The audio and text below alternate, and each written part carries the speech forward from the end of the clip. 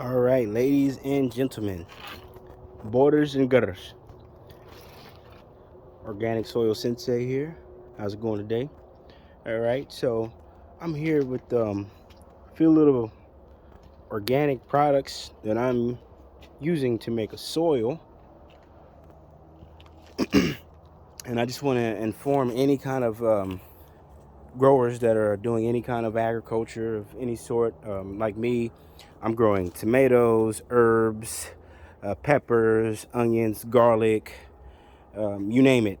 So pretty much everything that's in the pepper department and kind of like the acidic department, that's what I'll be growing. I'll probably throw in some spinach, some chard, some kale. But anyways, I just want to go over some things that I got for my recipe. So to start with, I am using peat moss and perlite, and that is from ProMix. ProMix right here. This is ready to go. They have two kind. They have one that's in a bale form or one that's in an actual potting soil form. I actually got this one because it had less perlite in it and more peat moss. They didn't have any just plain peat moss, so I wanted to build my soil from the ground up, but that's okay because the perlite will float. So I got some pumice from buildasoil.com. This guy is really smart and intelligent. I got some rice hulls. I got some of the composting, and also see, I got some CalMag, Roots Organic Elemental there. Also got some Roots Organic back guano that I put in there as well. This is the back guano from Roots Organic, and I also have Great White mycorrhizae, but this has like 3 or 4 strains of mycorrhizae in it, so I don't need to use this, but I will use a little bit. Also got a worm bin going here, and we'll have some updates about that in the near future.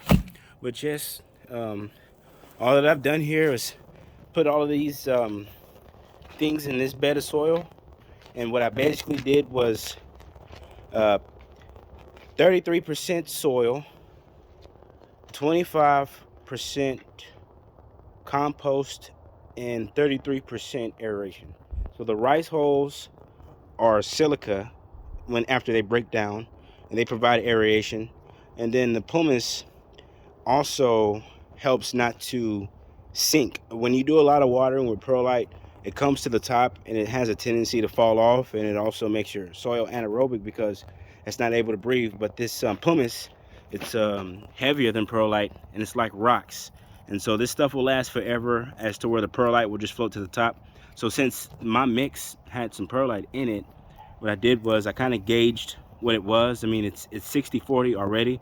So whenever I added the compost and the worm castings, everything just pretty much, looked like soil. So I had to add extra aeration to it. So I'm gonna go ahead and let this sit here for maybe like 20 minutes.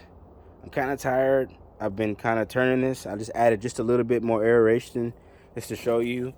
That's pumice there, and then that's rice hulls. These are actually seeds from the actual rice hulls themselves. So this is really good organic stuff, guys. This requires no nutrients at all. I absolutely threw away every single last one of my bottled nutrients. I was running the Organic Soul nutrient line, and none of my plants liked it. So I'm gonna go completely living soil, organic living soil. This is the only way that you can grow. You don't never have to throw the soil away. You can keep it, and it'll last you for years and years and runs and runs. And all you have to do is just pre-inoculate it with the mycorrhizae and the fungus that it needs to feed itself. So I'll be right back. All right, ladies and gentlemen, I also got this stuff here. It's called Cashew Blend, and it is a pre-inoculant. It makes the soil come alive. You see the mycelium grow off of the soil. It's so strong. So all this stuff is from Build a Soil. At least that's what the guy told me there at the grocery store. So this one itself may not be from Build a Soil. No, it's not. So this is the cashew blend here, And this stuff is good as a inoculant. It activates the soil. So what you want to do is after you get everything all nice and mixed in, you want to sprinkle, I'd say about anywhere to 2 to 5% on the top layer of your soil. To activate this all, you're gonna have to water this, and you know, you want at least 5% of water by volume in there. You know, you don't want anything soaking wet because then it'll create an anaerobic environment and then there's nothing growing in there. So you want the soil biology to kind of come together. So you want it moist, kind of like how whenever you go to buy a bag of soil and you stick your hand in there, how it's like slightly moist, especially if it's fresh. It's not dry. So, you know, you don't want it oversaturated because then the biology of the soil won't like that and it won't grow properly. So we're gonna go ahead and get to mixing this up. I just wanted to make a quick video to let you know what we're doing. I'll be doing chili pecans, a lot of peppers, a lot of tomatoes, a lot of onions, squash, just everything. I want to show you how to get things that will nurture and heal your body through living organics. So I'm going to be taking my worms. This is going to get bigger. This is just a start. I'm going to be taking these worms and feeding them all the organic matter that we don't eat. We eat a lot of vegetables around here, so you know these will really come in handy for springtime and harvest time. So this is going to be used in 2 parts. So thank you all for joining me.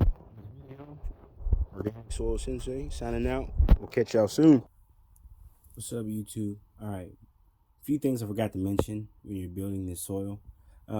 I don't use any of this stuff until it's time for feeding. So basically, when you want to feed your soil, this is some of the stuff that you will use. You know, so you got crab meal. So you got on the NPK scale, nitrogen, phosphorus, and potassium. You got 430. Nitrogen, phosphorus, potassium, 772. Then got this good old maxi crop seaweed. So this stuff is good for cuttings. This stuff is also good for flowering. So I got worm castings there, as you can see. I got all of this. Man, he's awesome. This guy knows his stuff. But yeah, there we go. All right, I'll let y'all.